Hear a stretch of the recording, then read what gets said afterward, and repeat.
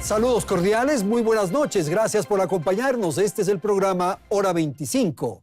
Una vez que el Consejo de Administración de la Legislatura, el CAL, negó el trámite del proyecto de ley creando oportunidades, el escenario político se inquietó. La Asamblea Nacional ha bloqueado toda iniciativa del presidente de la República. El jefe de Estado se encuentra paralizado. Hemos entrado en una etapa de inmovilismo. Frente a esta realidad, temas como la muerte cruzada o la consulta popular tienen plena vigencia. Es posible que el camino diseñado por el presidente sea que transcurran los 30 días que establece la norma para que este proyecto ingrese por el Ministerio de la Ley. Es probable que el primer mandatario presente nuevamente sus iniciativas legislativas separando en varios cuerpos de modo de atender la exigencia del CAL. Al respecto, hay algunas preguntas que se formula la ciudadanía. Por ejemplo, ¿el CAL tiene facultades para resolver la constitucionalidad o no de un proyecto de ley? El Ejecutivo presentó un proyecto con más de 300 artículos para conducir a esta pugna. ¿Cuáles son los caminos que le quedan al presidente Lasso? Bueno, estos son los temas que vamos a tratar esta noche aquí en Hora 25. Y para ello doy la más cordial bienvenida a nuestros invitados. Gracias a Natalie Arias. Ella es asambleísta del movimiento Creo, es integrante del CAL. Gracias a Joana Moreira. Ella es asambleísta por la Izquierda Democrática. Es también integrante del CAL. Nos acompaña en la ciudad de Guayaquil Esteban Novoa. Él es abogado y es analista de temas políticos, de temas sociales.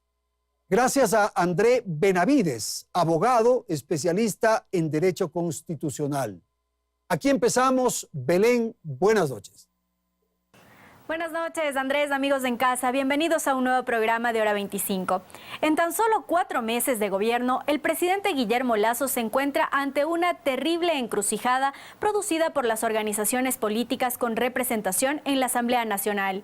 Tras presentar el proyecto de ley de creación de oportunidades en el Legislativo, muchos creen que la mejor opción era su debate. Pero eso no ocurrió y hoy el gobierno está en vilo. Pero no solo él, sino también todo un país que espera respuestas para enfrentar la situación económica y laboral y no más cálculos políticos. Les hemos preparado un reportaje para resumir todo lo que ha ocurrido en torno al proyecto de la discordia. Veamos.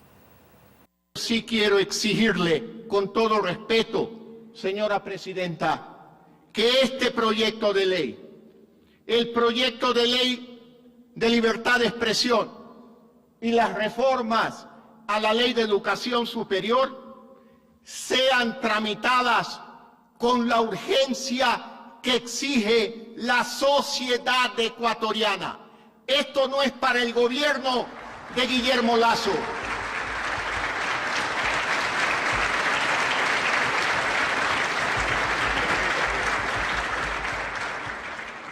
Esto no es para Guillermo Lasso.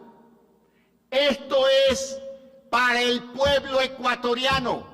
Esta es la ley del pueblo. Esas palabras con las que el pasado 24 de septiembre el presidente Guillermo Lasso presentó el proyecto de ley de creación de oportunidades en la Asamblea Nacional daban cuenta de lo que sería la crónica de una muerte anunciada. Aunque ese día la presidenta del Legislativo se mostraba abierta al debate, eso no ocurrió. Es una propuesta que seguramente será intensamente debatida por esta Asamblea y por la sociedad civil.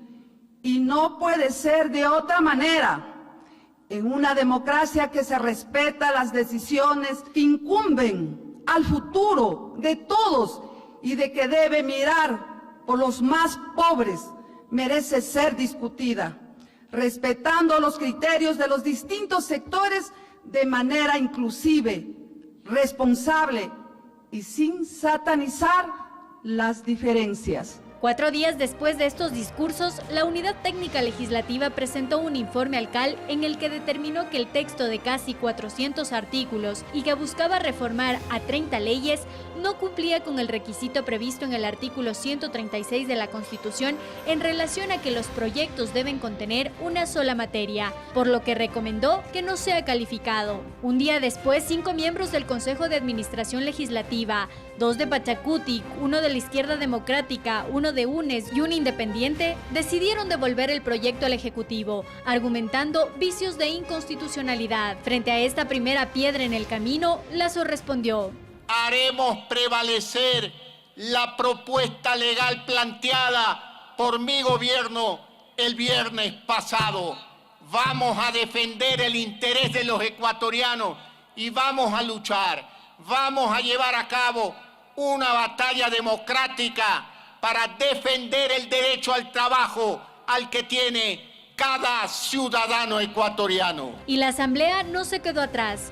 UNES, Pachacutic, Izquierda Democrática y el Partido Social Cristiano firmaron este comunicado en el que defienden la decisión del CAL, pero además, tras la insistencia del gobierno en este proyecto, le respondieron: resultaría inoficioso el envío de otra propuesta con más impuestos y que sea regresiva en materia de derechos laborales. Sin embargo, si el presidente y su gobierno persisten en estas ideas, coincidimos en que se llame a una consulta popular. Tras todos estos hechos, el gobierno aún no ha definido cuáles serán las armas que usará en la batalla democrática que anunció, en la que de seguro habrá muertos y heridos. ¿Pero quiénes serán? Tema sin duda de trascendencia este momento en el ámbito político del país. Voy a dar la palabra a nuestro primer invitado, André Benavides. Una pregunta que nos ubica, que nos permite iniciar el programa. ¿El CAL, André, tenía facultades de llevar adelante una decisión como la que adoptó? Esto es, resolver si era constitucional o no. Buenas noches. Buenas noches, Gracias. estimado Andrés. Un cordial saludo para la asambleísta Arias Moreira, para Esteban Novoa en la ciudad de Guayaquil y por supuesto para todos los ciudadanos que nos ven a través de Hora 25. A ver, de acuerdo al artículo 136 de la Constitución de la República y el 56 de la Ley Orgánica de la Función Legislativa, el Consejo de Administración de la Legislatura tiene competencias para calificar los proyectos de ley. Pero la gran pregunta surge aquí. ¿El Consejo de Administración Legislativa puede hacer un control previo y abstracto de constitucionalidad? Y la respuesta es no. Sin embargo, en el presente caso que tiene que ver con la Ley de Creación de Oportunidades, vemos que el CAL finalmente no califica este proyecto de ley porque ha incumplido con uno de los presupuestos constitucionales que está en el 136. ¿Y cuál es este? El de la unidad de la materia. En este proyecto de ley, lastimosamente, se reforman más de 30 cuerpos normativos, tiene una extensión de más de 300 artículos y trata sobre diversas materias. Vemos que se hacen reformas a la ley notarial, reformas al Código Orgánico General de Procesos, se hacen reformas a la Ley Especial de Galápagos. ¿Qué sentido o qué vínculo podría tener o qué conexidad podrían tener estas normativas con la materia económica? Y por otra parte, yo creo que es importante señalar que en el artículo 56 de la Ley Orgánica de la Función Legislativa ya se establece, ya se traza la cancha de lo que se entiende por unidad de materia en el marco de los proyectos urgentes en materia económica. Si el proyecto de ley hubiera querido que se califique, debía cumplir primero una finalidad, que es el que persiga una política económica. Segundo, que se trate de superar o se trate de consolidar el equilibrio fiscal. Bueno, y finalmente tiene que resolver superar el pleno de la Asamblea. Si no está como trunca la opción legislativa. No necesariamente, estimado Andrés, porque el artículo 136 de la Constitución de la República es expreso. Nos dice, si no se cumplen con alguno de los requisitos, exposición de motivos, unidad de materia, articulado y disposiciones derogatorias, no se tramitará el proyecto de ley. El artículo 136 da la facultad para que la Asamblea Nacional, en este caso el CAL, pueda no calificar este proyecto de ley y por lo tanto se encuentren interrumpidos los 30 días para el trámite correspondiente. Se encuentra interrumpido. Totalmente, están interrumpidos. Ok, vamos entonces ahora con Esteban. Por favor, su apreciación de lo que acabamos de escuchar. Buenas noches. Sí, buenas noches, Andrés. Buenas noches con todos en el panel y con toda la audiencia de Teleamazonas. A ver, yo respetuosamente discrepo profundamente con mi colega Andrés. realmente, si observamos estrictamente lo que dice la Constitución, que es en el plano en que él está, en interpretar y en leer estrictamente lo que dice la Constitución, para los proyectos económicos urgentes, la Asamblea solo puede hacer tres cosas: aceptarlos, aprobarlos, modificarlos o negarlos. La Asamblea, entendida como el pleno de la misma, ¿ok? Entonces, aquí lo que ha sucedido es que el CAL se ha arrogado funciones de corte constitucional en un proyecto económico urgente en donde debió tramitarlo para que el pleno sea el que con 70 votos apruebe, niegue o modifique. Y la negativa de ese proyecto se entendería como la no tramitación del mismo. Yo solo quiero poner ciertos ejemplos para ver el doble estándar con que a veces nuestras autoridades y nuestros políticos juzgan o evalúan las cosas.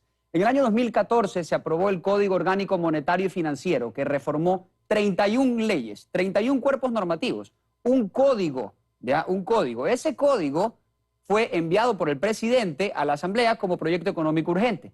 Y ese código reformó un montón de leyes, cambió el tema de mercado de valores, cambió también los seguros, pasaron los seguros de la superintendencia, por ejemplo, de bancos a la superintendencia de compañías, etcétera. Y pongo otro ejemplo que la Corte Constitucional ya ha resuelto y ha dicho que no se vulnera el principio de unidad de materia, que es pues la base para no tramitar esto y para que el CAL no dé paso ni siquiera para que los representantes de la ciudadanía en el Pleno puedan debatir sobre el asunto. La Ley Orgánica para la Defensa de los Derechos Laborales, una ley nefasta enviada por el correísmo, en donde supuestamente para defender derechos laborales dotó a las unidades de coactiva de las instituciones del sector público para que puedan perseguir a todos los accionistas de las compañías, ¿ya? No solo en el ámbito laboral, es decir, no solo en el ámbito del Ministerio del Trabajo del IES, sino en todos los ámbitos, ya sea tributario, etcétera. Por ejemplo, como en la CNT, si tenías una deuda, los accionistas de la compañía respondían. Esa ley también fue tramitada bajo proyecto económico urgente y la Corte Constitucional ha dicho en una sentencia que acaba de ser expedida el año pasado, ya ha dicho que el principio de unidad de materia no necesariamente tiene que ser monotemático. Es decir, no necesariamente tiene que ser solo de un tema, sino que puede abordar varios temas siempre y cuando haya un hilo conductor entre esos temas. Ok, gracias, Esteban. Rápidamente, André, para resolver este tema. A ver, sobre lo que ha comentado Esteban, es interesante tomar en cuenta varios elementos. No es que en los proyectos económicos urgentes se va a omitir los requisitos del artículo 136 de la Constitución de la República. Prácticamente lo que nos está diciendo Esteban es que si yo mañana, como presidente de la República, a propósito, de manera deliberada, presento un proyecto de ley sin exposición de motivos, el CAL tranquilamente debería darle paso, lo cual incumple uno de los requisitos que establece el 136, lo cual es una inconstitucionalidad por la forma. De ahí que el alcance, la naturaleza de los proyectos urgentes en materia económica y en el trámite como tal es solo reducir los tiempos, nada más. De ahí el trámite sigue siendo el mismo. Tienes un CAL, tienes la comisión, primer debate, segundo debate y hasta el mismo quórum de votación. Entonces, obviamente aquí también me preocupa que se tome como fundamento para tratar este proyecto de ley leyes que han sido perniciosas para el país, que en su momento se cuestionaron, pero ahora, como ya son otro gobierno, otras condiciones, no, ahí sí vale. Y yo creo que aquí, más allá de los afectos o desafectos o cuestionamientos que podamos tener este proyecto de ley, hay que ser respetuosos de lo que dice la Constitución de la República. Ok, gracias, por favor. Rápidamente, Esteban, y luego, por favor, las asambleístas. Esteban, por favor. Sí, a ver, respecto del caso que plantea Andrés de que no tenga exposición de motivos, pues esta ley efectivamente tiene una extensísima exposición de motivos y en ella se citan estos casos de la Corte Constitucional que estoy citando y de hecho el proyecto económico urgente ha tenido un desarrollo legislativo paulatino en la historia del Ecuador. No se creó específicamente para ciertos temas, no, se creó para para tratar de que esos proyectos económicos tengan un tratamiento rápido y de hecho el tema de que el mismo sea aprobado por el Ministerio de la Ley en caso de que haya una especie de inacción por parte de la Asamblea es precisamente para atender esa urgencia económica. Entonces, realmente yo creo, atendiendo a la literalidad de la Constitución, que el devolver por parte del CAL al presidente no concuerda con los términos establecidos de aprobar, negar o modificar y que el plazo para aprobación de los 30 días está transcurriendo actualmente. Caminando. Ok. Natalie, buenas noches. Su apreciación de lo que han dicho sus colegas de esta conversación. Muy buenas noches, sí. André, Johanna y Esteban, que nos acompaña desde Guayaquil. Efectivamente, recojo la literalidad de la Constitución. El artículo 140 es el que realmente tiene que primar cuando estamos hablando de un proyecto de ley urgente en materia económica, que arranca con esa denominación a criterio del Ejecutivo. Es el Ejecutivo únicamente quien puede darle esta condición a los proyectos de ley. Ahora, específicamente con respecto a la Ley de Creación de Oportunidades, lo primero y lo más respetuoso y responsable con la ciudadanía en este sentido es, por supuesto, hablar de qué es exactamente lo que se presentó. En este caso, pues es un proyecto que tiene 4 secciones bien definidas: laboral, tributaria, por supuesto, una de un régimen de incentivos para poder recuperar capitales y finalmente, pues, una larga lista efectivamente que en su conjunto completa 30 leyes reformadas. No se puede juzgar esto en función del número de leyes que se reforman y tampoco del número de artículos, Andrés. Es necesario revisarlo en función de aquello que ya nos ha dicho la Corte, no solo lo que dice la Constitución, sino que quienes son en este país competentes para poder interpretar la Constitución, que en este caso es la Corte Constitucional, ya se ha pronunciado sobre este tema. Mientras se conserve el hilo que conduce, por supuesto, toda la discusión y mientras se pueda demostrar que todo en este proyecto de ley, que efectivamente es abundante, converge hacia la creación de oportunidades para esos 7 de cada 10 ecuatorianos, entonces debió haber sido Natalie, calificado. ¿usted coincide con Esteban en el sentido de que están ya transcurriendo los 30 días? Esa es una posibilidad. Usted al inicio de este programa pues se refirió a esas posibilidades. Esa será decisión del Ejecutivo.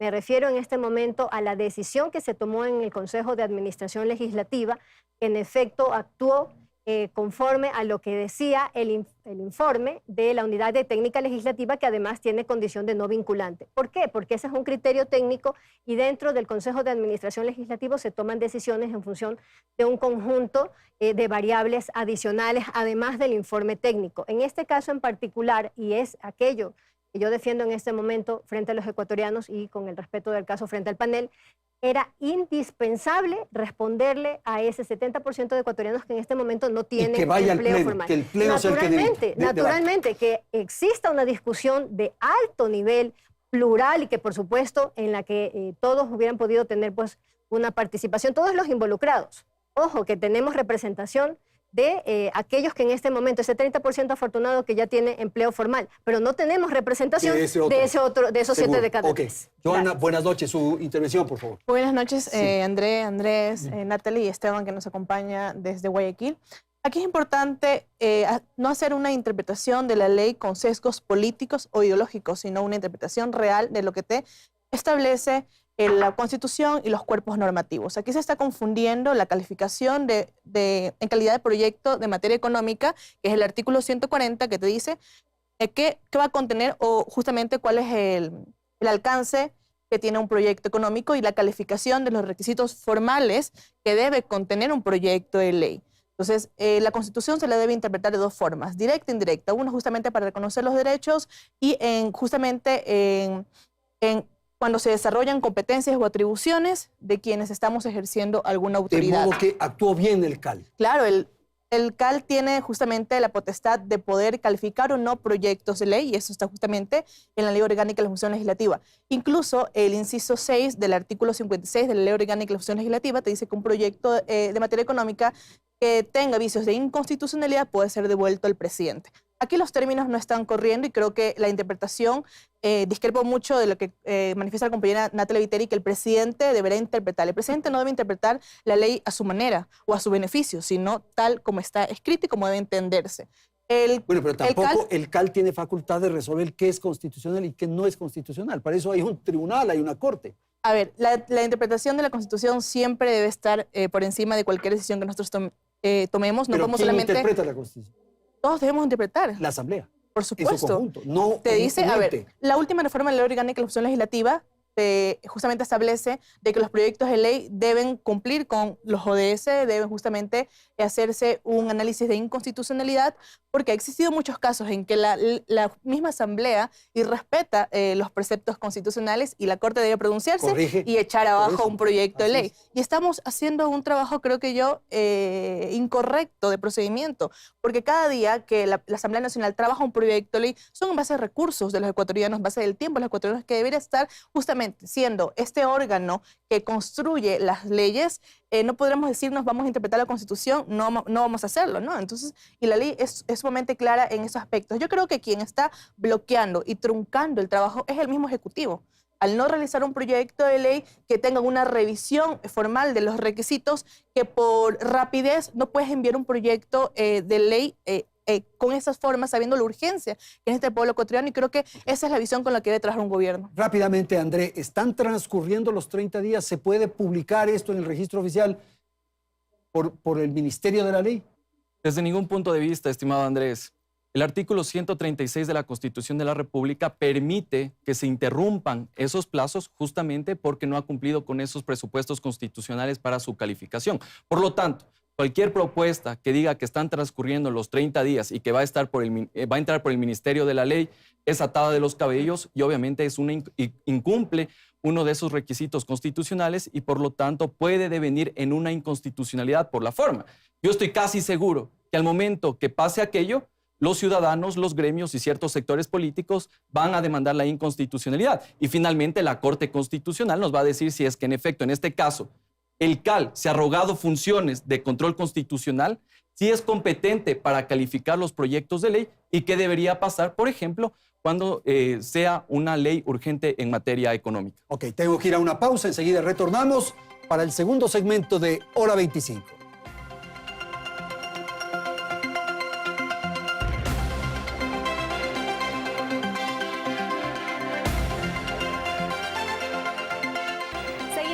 Información. Esta no es la primera vez que el Consejo de Administración Legislativa ha inadmitido un proyecto de ley.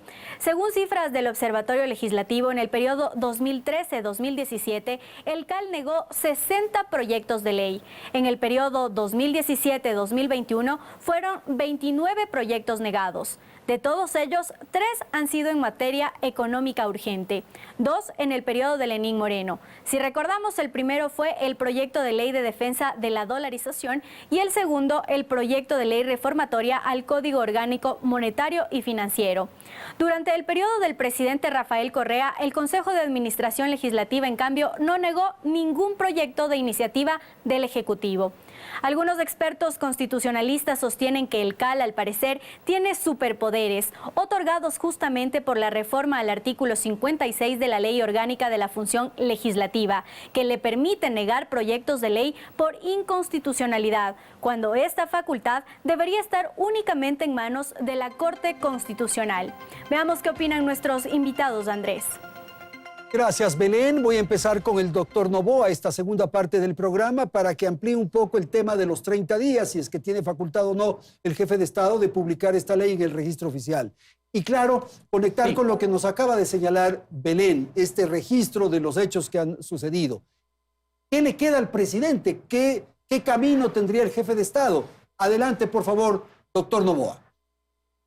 Sí, gracias, Andrés. Simplemente tocando un punto de los que el asambleísta Moreira expuso, realmente hoy estamos con una especie de síndrome de interpretación constitucional. Nos hemos convertido todos, que es un ejercicio saludable, no digo que no, nos hemos convertido todos en intérpretes de la Constitución, incluyendo órganos políticos, órganos legislativos que no tienen la competencia para ello, a pesar de que exista un artículo en la Ley Orgánica de la Función Legislativa que le permite inconstitucionalmente interpretar la constitucionalidad de los proyectos de ley que entran. Eso tendrá que ser decidido por la Corte Constitucional asimismo.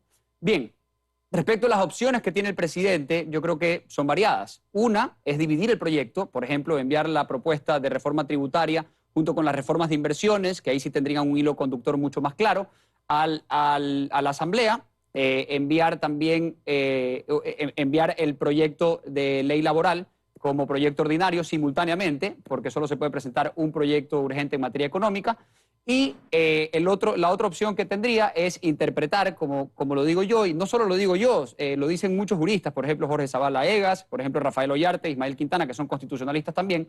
Ellos dicen que el CAL no tenía la potestad para devolver el proyecto, porque la Constitución dice que hay que aprobar, negar o modificar. Entonces, bajo ese punto de vista, se puede interpretar que están transcurriendo los 30 días, el presidente podría, al fenecer esos 30 días, publicar la ley bajo la potestad que le da la Constitución en el registro oficial, y luego pues se vendrán las demandas de inconstitucionalidad que puedan existir y la Corte Constitucional tendrá que decidir al respecto. Esas son las opciones que tiene el presidente por ahora.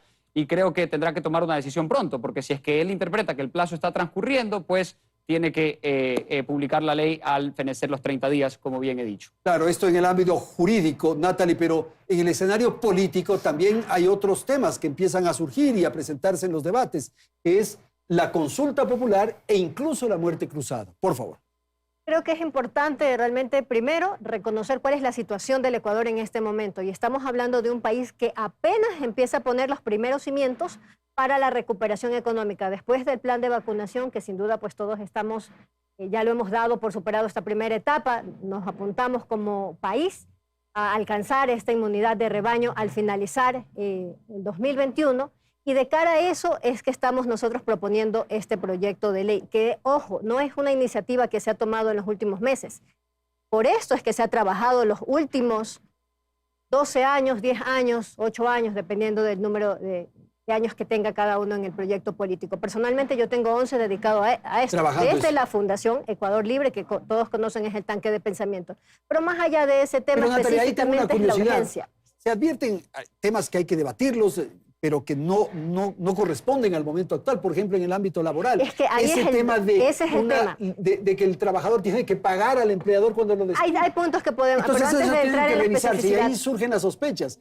Hay quienes señalan que el presidente ingresó este proyecto justamente para provocar lo que está provocando ahora. Por favor, en realidad el presidente ha ingresado esto en función de la necesidad que apuntamos hace un momento, que es básicamente atender esa urgencia económica de los 7 de cada 10 ecuatorianos, viéndolo como la oportunidad realmente para responderle a ese contingente humano que en este momento demanda espacios de trabajo adecuados y no los encuentra. Toca puertas por meses, por años inclusive, y no los encuentra. Entonces, esa es la urgencia de este proyecto. ¿Y por qué presentarlo en este sentido? Porque no podemos tomarnos un año o año y medio para que se agote el tiempo de este gobierno y además no se le responda a los ecuatorianos. Hemos dado pasos acelerados en ese sentido y en consecuencia de eso es que estamos presentando este proyecto. Un tema allí que me parece necesario referirlo, Andrés.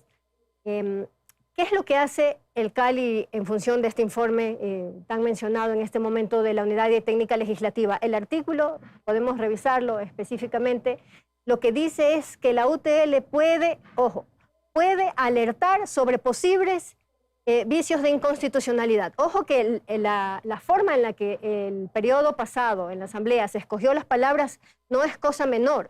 Estamos hablando de tiene una su posible, lógica porque no es un organismo que está en capacidad naturalmente, de legislar. Entonces creo que ahí es donde hay una posible transgresión a aquello que sí era su competencia y lo que no. Ojo, que estamos hablando de un informe que, repito, no es vinculante. En ese mismo sentido, también es importante recordar que formalmente hablando el país solo tiene esa atribución en la Corte Constitucional. Johanna, la posibilidad de la consulta popular y de la muerte cruzada. Quiero insistir en eso que le planteé hace un momento a Natalie. Lo recojo en un momento. que había la posibilidad de pensar, por lo menos, de que el presidente provocó esto intencionalmente. Bueno, creo que para tener argumentos para poder llamar a una consulta. Claro, sería un grave error, sobre todo cuando se ha querido en los medios de comunicación o en las redes sociales, poder decir que la Asamblea Nacional está bloqueando iniciativas del presidente cuando ha presentado solo 3 proyectos de ley, 2 de ellos con alertas, como bien lo manifestaba. Pero es evidente que la ley de libertad de expresión, la de las universidades, no han sido trabajadas. Han sido calificadas y están en las comisiones siendo trabajadas, pero con la responsabilidad que merece el pueblo ecuatoriano que una Asamblea Nacional lo haga, no al apuro, no con exigencia, sino obviamente con respeto irrestricto de los derechos de los ecuatorianos.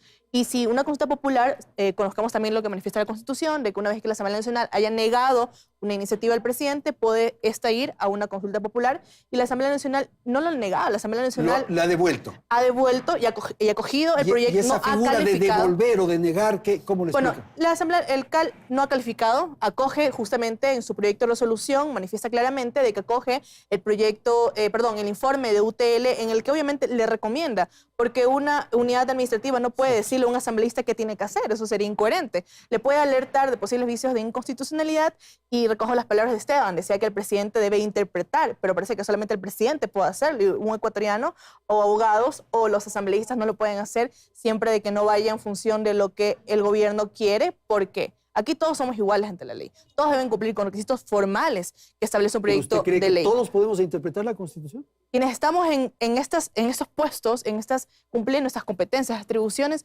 deberíamos hacerlo. Pero no se dice ha que hecho, todos somos iguales claro ante la ley. todos somos iguales ante la ley. Tenemos igualdad formal. No puede una ley, como lo que se quería pretender en esta ley de creando oportunidades, de que exista un régimen alternativo laboral para los en este momento o los que puedan justamente obtener una plaza de trabajo ahora y los que lo obtuvieron antes. Eso no es igualdad formal Pero ante eso la ley. deberían debatirlo, pues. Pero exactamente, yo estoy totalmente de acuerdo y obviamente me alerta ahora escuchar que 11 años se ha estado buscando, se ha estado construyendo estos cambios en materia laboral, o sea que 11 años han estado buscando tener regresión de derechos. Eso es lo que me preocupa ahora en este momento. Sin embargo, creo que eso se pudo haber debatido, se pudo haber mejorado, pero siempre que cumpla con los requisitos formales que establece la ley, y eso es lo que estamos buscando. El presidente debe, con la urgencia que merece el pueblo ecuatoriano, justamente tomar una decisión de que se pueda nuevamente enviar un proyecto de ley a la Asamblea Nacional para que el CAL lo califique, para que lo debata, para que lo modifique. Cada uno de los temas. Exactamente, que exista conexidad razonable. Andrés, su opinión de lo que han dicho sus colegas y las opciones que tiene el presidente, por favor. Perfecto, Andrés. Yo creo que existen varias opciones que se pueden barajar en lo jurídico y en lo político. Vamos a lo jurídico. Primera opción, el presidente de la República podría insistir en el proyecto de ley y claro, ya aquí... Insistir en las mismas condiciones. En las mismas condiciones. Obviamente buscando el tema de la muerte cruzada. Porque provocando, ¿no? Provocando la muerte cruzada. Primera opción en lo jurídico. Segunda opción en lo jurídico. Puede separar el proyecto de ley en lo económico y tributario y como ley ordinaria presentar todo lo que tiene que ver con materia laboral. Y aquí hay una tercera opción, Andrés, y que creo que es importante ponerle en la mesa de debate. De acuerdo al artículo 140 de la Constitución, el presidente puede presentar proyectos urgentes en materia económica uno a la vez, salvo cuando exista declaratoria de estado de excepción. Y actualmente nuestro país se encuentra en un estado de excepción por motivo de la crisis penitenciaria. En ese orden de cosas... ¿Involucra todo el Estado o solamente el sistema penitenciario? No necesariamente, porque la Constitución es bastante abierta. Entonces, claro, si quieren hacer una interpretación bastante abierta, el presidente de la República tranquilamente podría presentar el proyecto de ley en lo que tiene que ver con lo económico y tributario y también en materia laboral. Ahí estarían las opciones en lo jurídico. Ahora vamos a lo político. En lo político también existen las opciones. La primera, interpretar la Constitución y decir que están transcurriendo los 30 días y por lo tanto va a entrar por el Ministerio de la Ley. Postura que yo no la comparto porque la Constitución es bastante clara. Segundo, el tema de la consulta popular. Pero ahí tenemos varias limitaciones. La primera es que el proyecto de ley debe ser negado por la Asamblea Nacional, no por el CAL. No sino esta figura por la Asamblea. Por la Asamblea, es decir, por el Pleno de la Asamblea Nacional. Con 70 votos se debe negar el proyecto de ley. Por lo tanto, no sería viable la consulta popular. Y vamos a un tercer escenario, el tema de la muerte cruzada. Pero ahí también hay que explicar a la ciudadanía que eso no es tan sencillo, por las siguientes razones. La primera, que se debe cumplir con la causal, es decir, el bloqueo al Plan Nacional de Desarrollo. Segundo, debe pasar por la Corte Constitucional. Y lo tercero es que eventualmente el presidente de la República va a disolver la Asamblea Nacional, se va a quedar gobernando por decreto ley y a través de eso podría implementar esta ley de creación de oportunidades. Pero ojo con esto, estimado Andrés, existe un control previo de constitucionalidad. Entonces, claro, yo firmo el decreto ley, pero tiene que pasar por la Corte. Y si la Corte se tumba, de gana nos fuimos a la muerte cruzada. Y un escenario incluso más riesgoso. ¿Qué tal que nos vamos a la muerte cruzada, elecciones anticipadas? El presidente Lasso vuelve a terciar, pero no gana las votaciones. Entonces, prácticamente es un escenario bastante riesgoso y yo creo que el gobierno nacional, los asambleístas, deben analizar las opciones en lo jurídico, porque finalmente estas pugnas no perjudican al presidente de la República, a los asambleístas, sino a todos los ciudadanos, al ciudadano común, al ciudadano de pie que busca oportunidades, trabajo. Por favor, Esteban, su apreciación de estas opciones que tiene el presidente en lo jurídico, que algo se refirió ya a usted, y ahora en lo político. Adelante, le escuchamos.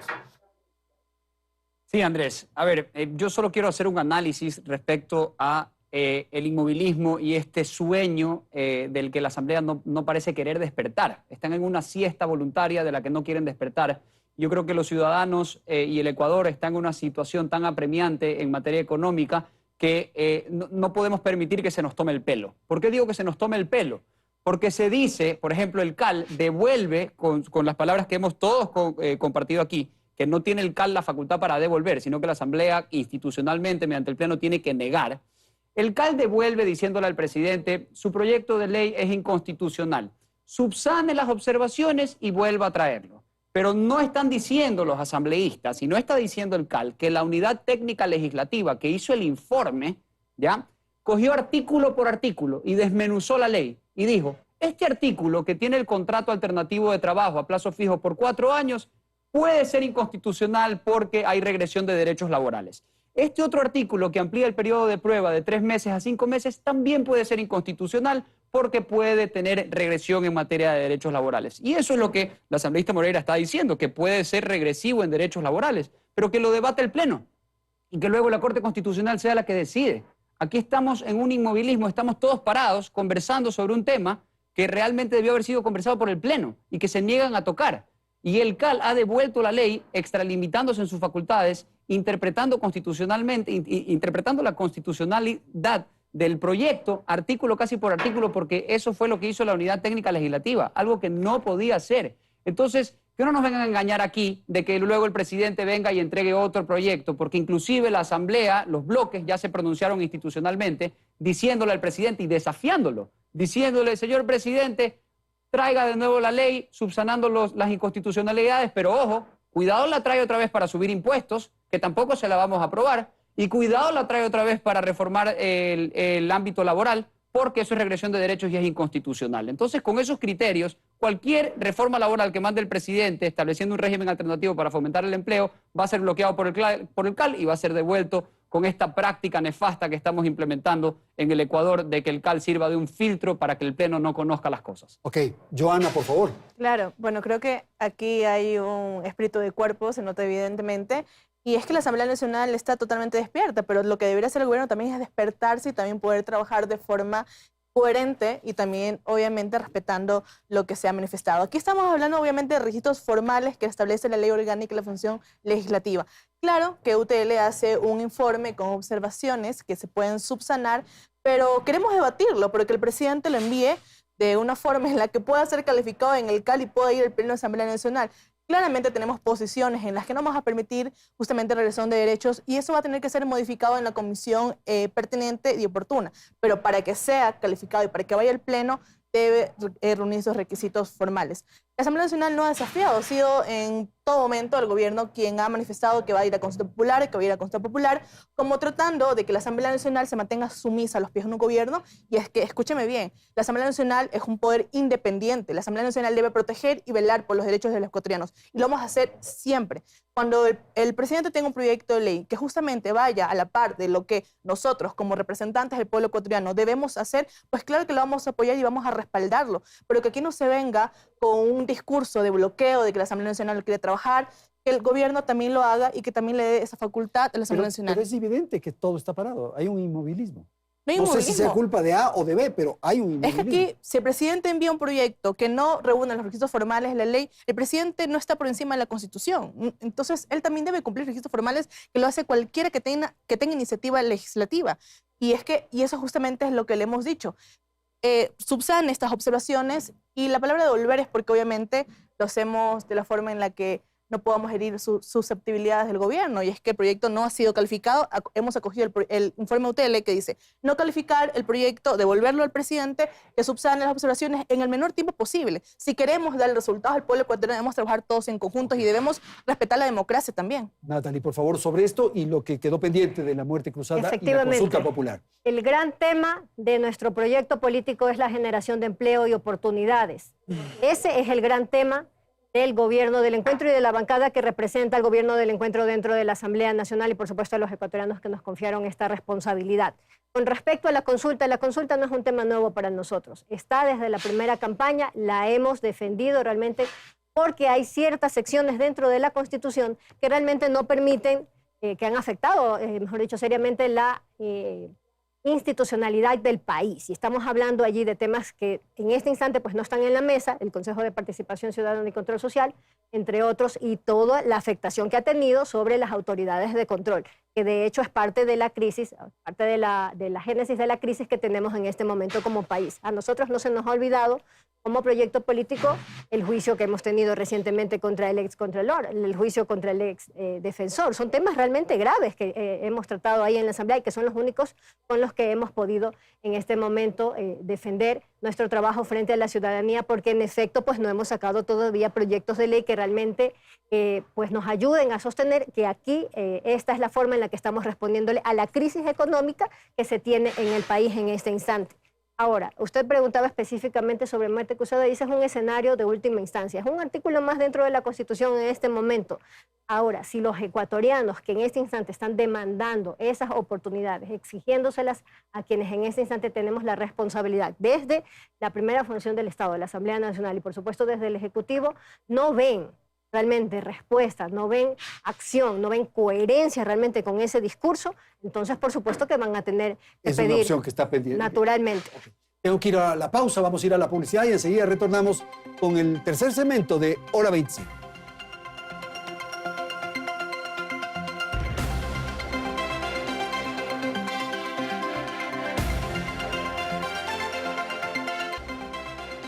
Bien, vamos a la parte final del programa y esta idea del inmovilismo que tratamos hace unos instantes quisiera profundizar para ver cuáles son las salidas. Y claro, pensar en aquello que ha insistido también Natalie hace unos instantes. Tenemos que hacer algo para lograr que se incorpore ese contingente de alrededor de 6 millones de ecuatorianos al trabajo formal. ¿Qué hacer? Exactamente, la Asamblea Nacional ha estado trabajando de forma permanente, dándole resultados en corto plazo Pero, al ejemplo, país ¿qué? en función, tenemos los juicios políticos, tenemos los proyectos de ley que hemos calificado, y es que la Asamblea está justamente retomando sus actividades y tratando de, incluso con estas herencias de proyectos de ley que nos quedan de la Asamblea anterior, tratando de que las comisiones estén justamente preparando informes para el primer debate, los que están para el segundo debate, estamos dando los resultados y en la par de que permitimos también de que se estén construyendo proyectos de ley que beneficien a la ciudadanía. Y es que la Asamblea ha hecho lo que está en sus manos para darle respuestas al país. Ahora lo que yo creo evidente es que aquí nos podemos encontrar todos juntos, a pesar de nuestras banderas políticas, de nuestros partidos a los que defendemos. Siempre le hemos dicho que le queremos dar gobernabilidad al pueblo ecuatoriano y creo que en función de eso el presidente también debe respetar a quienes fuimos elegidos democráticamente y que justamente estamos tratando de que las cosas se puedan dar de la forma correcta, de que los proyectos de ley justamente sean calificados por el CAL, vayan al pleno a debatirse, a mejorarse, a que podamos tomar estas iniciativas que sean positivas en el tema tributario que solamente la tiene el presidente y que podamos darle ese respiro a la ciudadanía. Pero no podemos nosotros pasarnos filtros tan importantes como el CAL, y es que el CAL ha sido elegido por los 137 asambleístas del Pleno de la Asamblea Nacional para cumplir funciones específicas. No es que somos 7 personas, somos 7 personas que atrás de nosotros están esos votos que nos permitieron llegar a este espacio para tomar las decisiones correctas en los momentos incluso complicados como este. Así que las herramientas constitucionales, como bien lo decía Natalie Arias, están ahí, puede utilizarlas, obviamente tiene que cumplir con las causales necesarias, pero es que la consulta popular es para hacerle una consulta directa al pueblo ecuatoriano y creo que el pueblo ecuatoriano se pronunció al elegirnos a nosotros como asambleístas. Ok, como al presidente de la República. Exactamente, con los votos incluso de IDE y Pachacuti. Ok, vamos entonces a Guayaquil. Esteban, su apreciación. Ya vamos cerrando el programa y quisiera su opinión sobre el inmovilismo del que estamos hablando, por favor. Sí. A ver, el inmovilismo se confirma simplemente viendo la evidencia. No tenemos ni siquiera el primer debate de la primera ley enviada por el presidente dentro de la primera semana de gobierno, allá por mayo, la última semana de mayo. Es decir, la ley de libertad de expresión ni siquiera se ha tratado, ni siquiera ha pasado al Pleno. Por tanto, ese es el inmovilismo del que hablamos, el inmovilismo en donde la Asamblea no quiere, aparentemente no quiere tratar los proyectos o se está demorando en tratar los proyectos, o como ha sucedido durante bastante tiempo en la historia, inclusive con el anterior Congreso Nacional, donde los proyectos duermen el sueño allí en los cajones de los escritores de la Asamblea. Y yo realmente hago un exhorto a los asambleístas de que traten los temas en el Pleno y que realmente salga de ese inmovilismo para poder tener la reactivación económica que necesita el país. Ahora bien, simplemente entrando en un puntito de la ley respecto a la regulación de derechos laborales, realmente en otros países ya se ha implementado regímenes paralelos a los códigos de trabajo, inclusive en países en donde es bastante rígido el régimen laboral. Por ejemplo, en España y en Colombia, ya el Tribunal Constitucional y la Corte Constitucional de sendos países determinó que sí es constitucional mantener la estabilidad laboral y las condiciones de los contratos de los trabajadores mientras están en un ámbito del Código del Trabajo anterior, y que los que no tienen trabajo ingresen a un nuevo régimen. Por tanto, realmente ahora ponernos a debatir si es que hay regresión de derechos realmente no es el lugar es el Pleno. Y ese Pleno de la Asamblea ha sido impedido de conocer y la ciudadanía de ver cómo debaten, porque el CAL ha interpretado que este tiene facultades de corte constitucional y dice realmente no voy a calificar el proyecto y lo devuelvo. Verbo rector, devolver, que no está en las leyes ni en la Constitución. La Constitución dice que debe aprobarse, negarse o modificarse, con 70 votos en el Pleno, algo que no se ha hecho, lo cual es muy lamentable a mi juicio. Esteban, quiero continuar con usted para pedirle una apreciación sobre la declaración que pusimos al inicio del programa y que dio el presidente de la República en el sentido de que vamos a iniciar una batalla democrática. ¿Esto qué significa? ¿Cómo leer el alcance de unas declaraciones de esta naturaleza desde su perspectiva? Sí. Nuestros sistemas democráticos se basan en los pesos y contrapesos, es decir, la Asamblea funciona como un contrapeso del poder del presidente, la función judicial funciona como un contrapeso de la función legislativa y del presidente, y la Corte Constitucional lo propio. Entonces, realmente, cuando existen estas pugnas que han sido ajenas un poco a nuestra política en los últimos 14 años porque ha habido un monopolio en el ejercicio del poder, tanto en todos los poderes del Estado, tanto en el Ejecutivo como en la Asamblea, en donde la Asamblea simplemente era casi una alfombra de lo que decía el Ejecutivo. Entonces realmente estamos en una situación que no hemos vivido hace muchísimo tiempo. Y dentro de esa situación, cada función del Estado tendrá que ejercer su peso y la otra su contrapeso. Es decir, el presidente tendrá que utilizar todas las herramientas constitucionales y legales que el ordenamiento le otorga para poder ejercer o poder caminar en su plan de gobierno, y la Asamblea tendrá que ejercer todas las facultades también que la Constitución y las leyes le otorga para poner un contrapeso a esa actuación o esa batalla democrática. Pero de ninguna manera ni el presidente ni la Asamblea pueden caer en el autoritarismo, efectivamente, de saltarse el uno al otro. Ahora bien, el publicar la ley mediante decreto ley pasados los 30 días, como digo, no caería en el ámbito del autoritarismo, porque se interpreta que el CAL no tenía la potestad de poder devolver y que está transcurriendo el periodo de 30 días que establece la Constitución para poder tratar los proyectos económicos. André, sobre los 30 días nuevamente y sobre la batalla democrática, por favor. A ver, yo creo que este impasse que estamos viviendo, esta pugna entre Ejecutivo y Legislativo, se puede solucionar a través de 3 ámbitos. El primero, se debe respetar la Constitución, tanto desde la Asamblea Nacional, para que no se disfrace de Corte Constitucional y haga declaratorias de inconstitucionalidad, sino que se limite a revisar los requisitos formales de la ley, como del Ejecutivo, que veo que algunos voceros tratan de hacer maromas jurídicos para que entre esta ley por el Ministerio de la Ley. Prácticamente lo que nos están diciendo es que la ley entre por la tranquera. Lo segundo, ya desde el ámbito deliberativo, yo creo que la Asamblea Nacional tampoco puede hacer amenazas del estilo de que 4 bancadas legislativas dicen: presidente de la República, si usted insiste en el proyecto de ley, así esté con las modificaciones, no lo vamos a aprobar, no lo vamos a debatir. Eso me parece que es antidemocrático.